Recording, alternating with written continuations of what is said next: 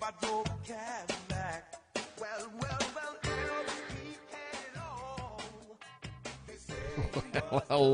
hello, hello. Welcome back. Welcome back into Strategies for Living here on 101.7 FM and 710 KEEL. Folks, I just wish you could hear the discussion that goes on prior to going on the air here in studio and perhaps sometimes in between breaks. But I did. Definitely every day. Almost Mr. Producer, look. Definitely every day. Finger, look at this. Finger on the button. Yep. Push. They're being mean to me, y'all. We are not. Are we being mean to her? No, absolutely not. I don't think so. By the way, I'm marriage and family therapist David McMillan. This is PLPC Carla McCormick, and he is the ace of the airwaves. The mean one. Rapid Ruben Wright. Okay, I'll have to do something You have to separate us, with dude. you guys. He didn't think he was going to be playing referee when he came in here. Oh well, you know it. Some days are like that. We were talking about marriage yesterday. You know, I'm not saying that you guys are going there or anything, but I want a divorce. Unfinished business. We said we did the 7 marriages of your marriage yesterday. It is, in fact, available on Amazon. As a matter of fact, did you find it? I did find it. It's available on Amazon Prime. Oh, so it is still in print. The way I got there was to put in the author. So let me, and I'll put this up on the Facebook page. Oh, great. But Mel Kranzler, PhD. If you just put in Mel Kranzler into Amazon, several books come up because he authored several other books, one of which is The 7 Marriages of Your Marriage, along with Patricia B. Kranzler. But if you put in Mel Kranzler, that will come up. Yeah, because when I was Googling last night, I was just Googling the name of the books. Right, and for some reason, you know, sometimes Amazon's search engine is a little bit tricky. So I thought I'd check it out today, and it is, in fact, available. We're going to talk about myths of marriage today. And this is an interesting thing. This little book was written as a marriage gift from one of my heroes in psychology, Dr. Arnold Lazarus, who developed something called multimodal therapy. I got to know Dr. Lazarus a bit towards the end of his life, really respected him,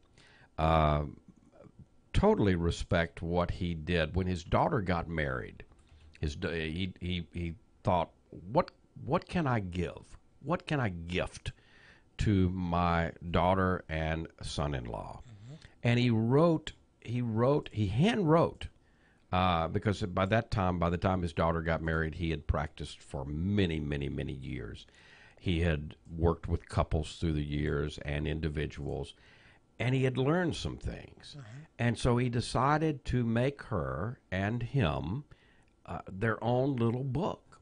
And he titled it Marital Myths, 24 mistaken beliefs that can ruin a marriage or make a bad one worse. And he wrote it out, hand wrote it, and he gifted it to his daughter and son-in-law. That's so cool. Isn't that cool? And they talked him into, they said, Dad, you got to publish this. And he did.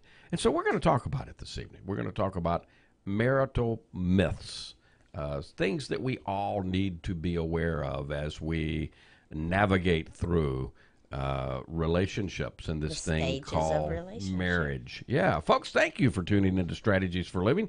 We are presented by CADA, the Council on Alcoholism and Drug Abuse of Northwest Louisiana.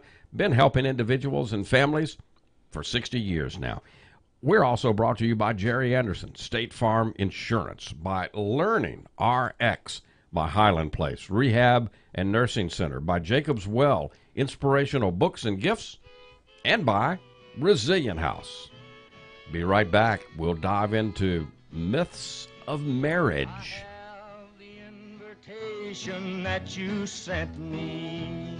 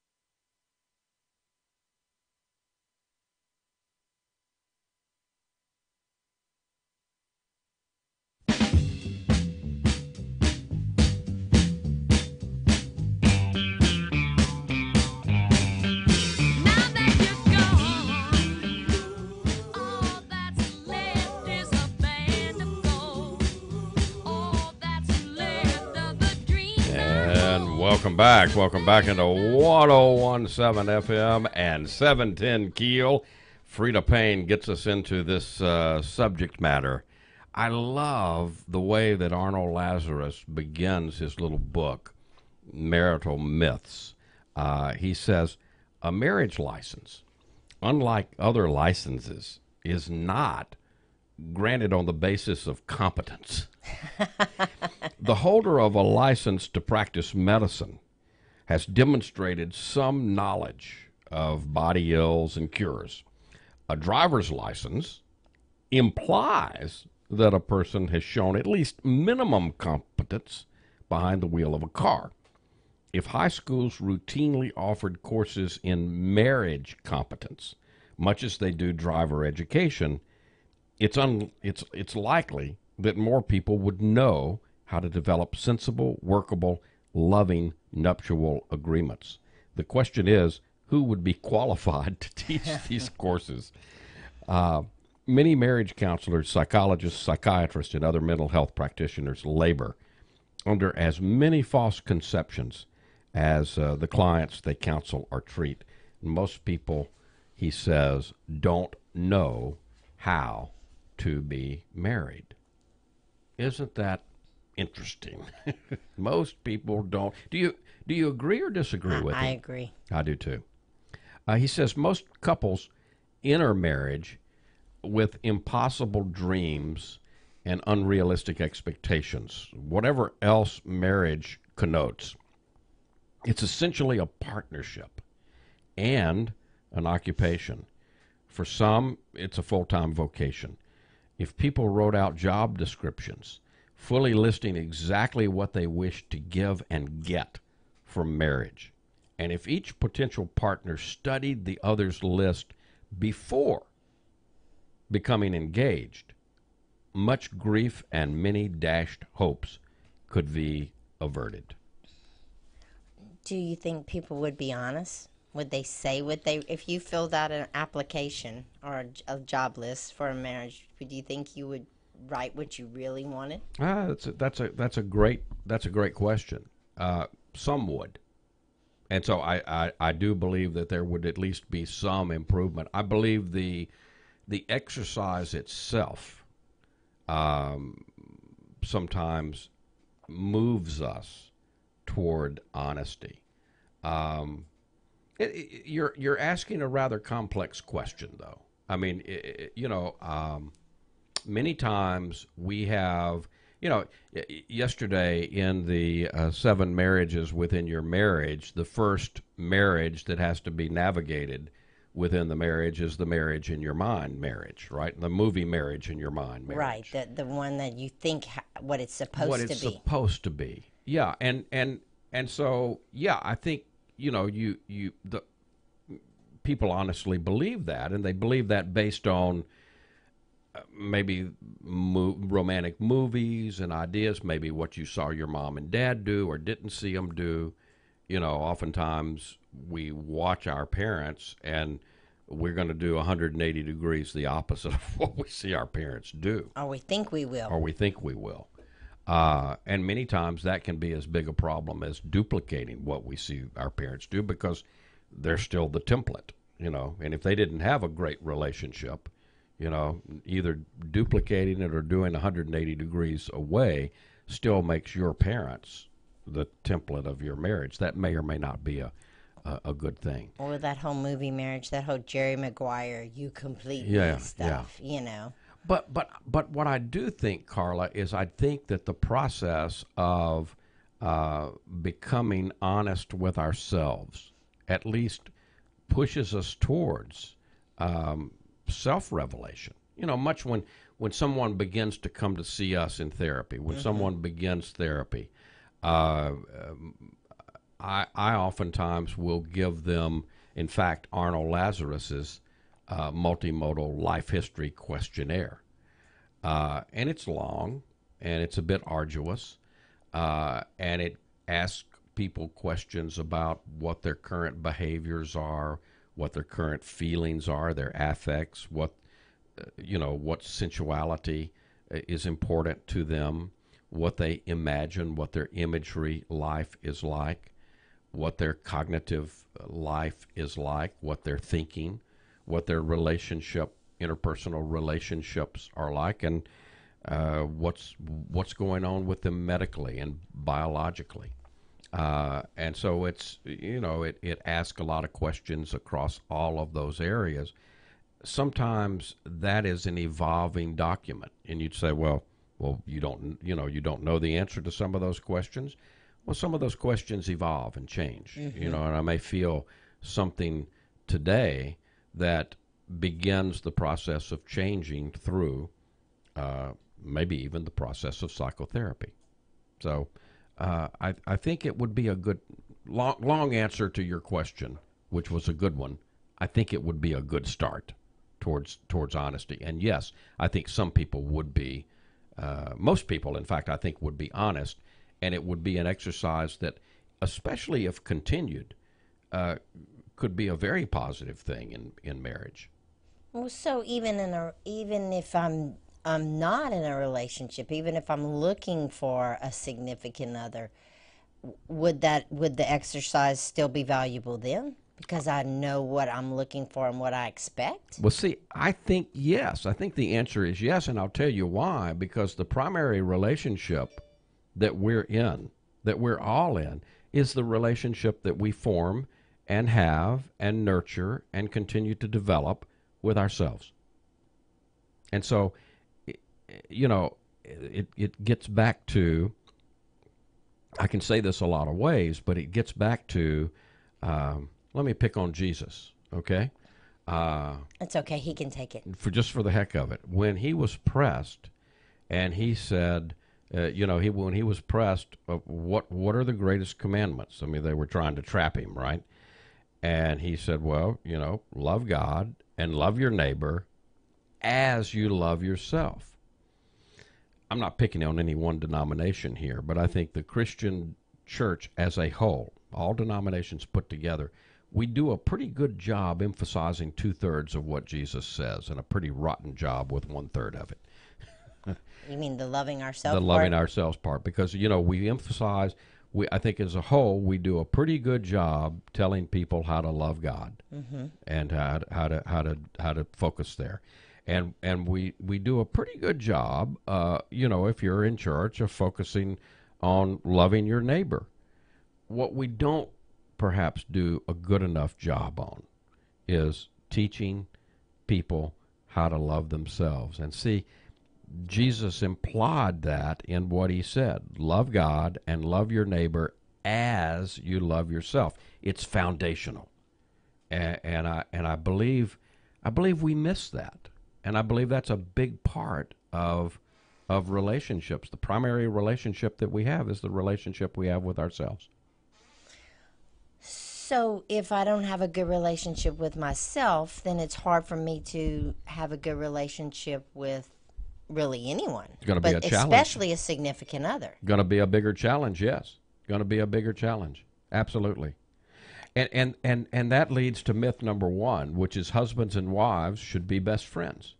And I think this is kind of compelling, because he says many people contend that marriage is a relationship that carries the principle of friendship to its ultimate and most intimate degree. And he says, I think they're mistaken. He says, the structure of marriage overlaps with friendship, but is not synonymous with it. Marriage is an intimate sharing, whereas friendship is shared intimacy. Wait, say that again? Marriage is intimate sharing, whereas friendship is shared intimacy. Friends typically do not live under the same roof year in and year out. As such, their shared intimacies are intensive rather than extensive. Spouses share many daily events in which the feeling tone of one partner has a direct effect upon the other. Consequently, it's easy to overload the system.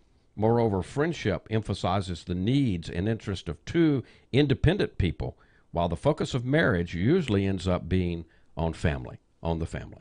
On the system. On the system, yeah.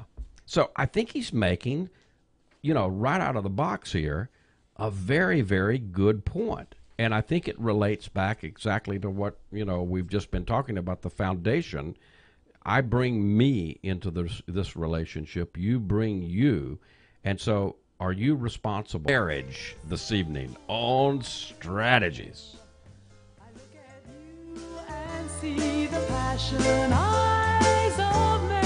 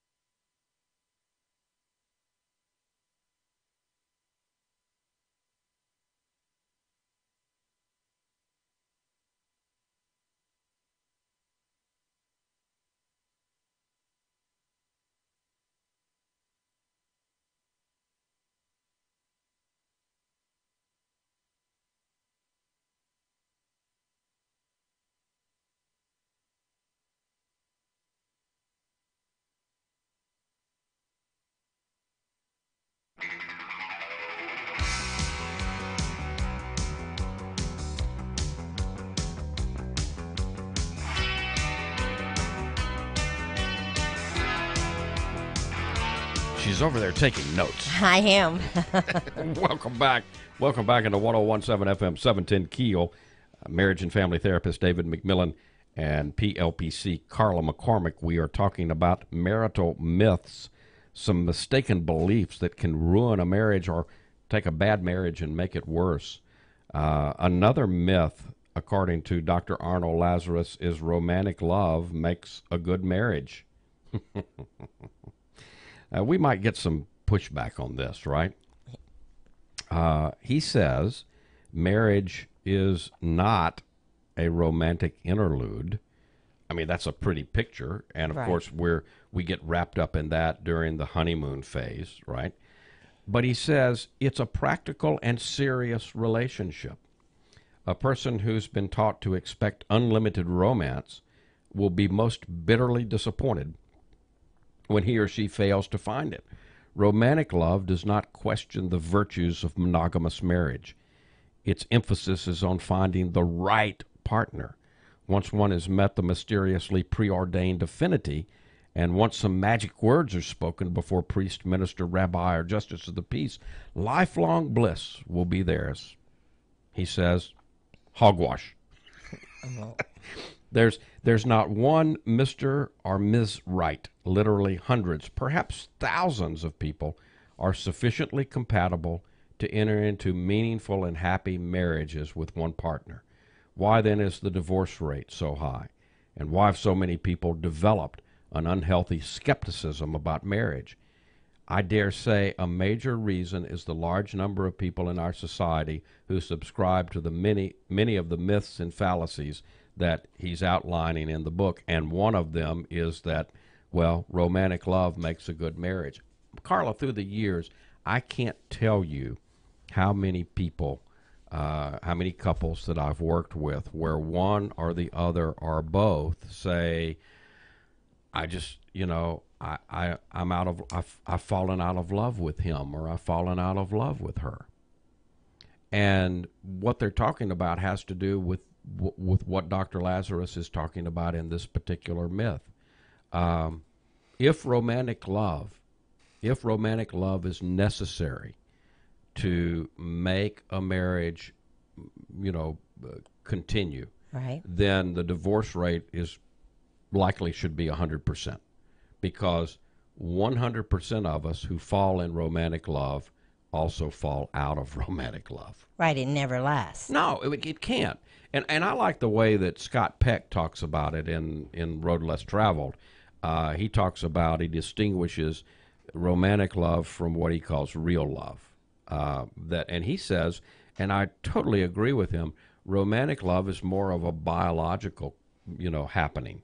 It's our ego boundaries, the ego boundaries that are naturally formed around us. What makes Carla know that she's not Reuben, and Reuben know that he's not Carla. If the two of you were to fall in love with each other, those ego boundaries would collapse. Right. And you would merge together. And for a time, you would believe, Reuben would tell me, David, I can't believe that I've found somebody that thinks like I think and feels like I feel. You just, Carla, it's rainbows and butterflies and unicorns and unicorns. And what's happened is his little ego boundaries have dropped, and he's merged with you. Don't call his ego little. Well, he's in radio, so I guess his ego is not little. His ego boundaries have dropped, but what goes down must come up, right? Right. And so what Peck goes on to say, and I love this idea, that real love, as opposed to romantic love, he says there's no effort that happens in romantic love, because we're not in you. If you and Reuben fall in love with each other, you really don't have any control. And many times we fall in love with people, it doesn't make sense. Right. The people we fall in love with, it just doesn't make good sense, but it happens. And he says that's the ego boundaries falling down. They will come back up. 100% who fall in romantic love will fall out of romantic love. But here's the deal. Real love is not a collapsing of the ego boundaries. It is a stretching. It's a stretching of the ego boundaries. It's a conscious decision to stretch my ego boundaries for my own spiritual growth or the spiritual growth of another, i.e., back to love your neighbor as you love yourself. Yeah.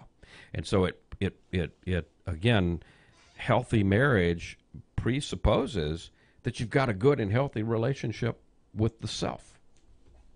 Make sense? Yeah, it makes perfect sense. So I'm not looking to you for my happiness or for my self-esteem or for my joy or whatever. My ego doesn't need you to build it up. No, but it's not. But if I find you and you make a decision to stretch towards me, and I make a decision to stretch towards you, that can be a wonderful thing.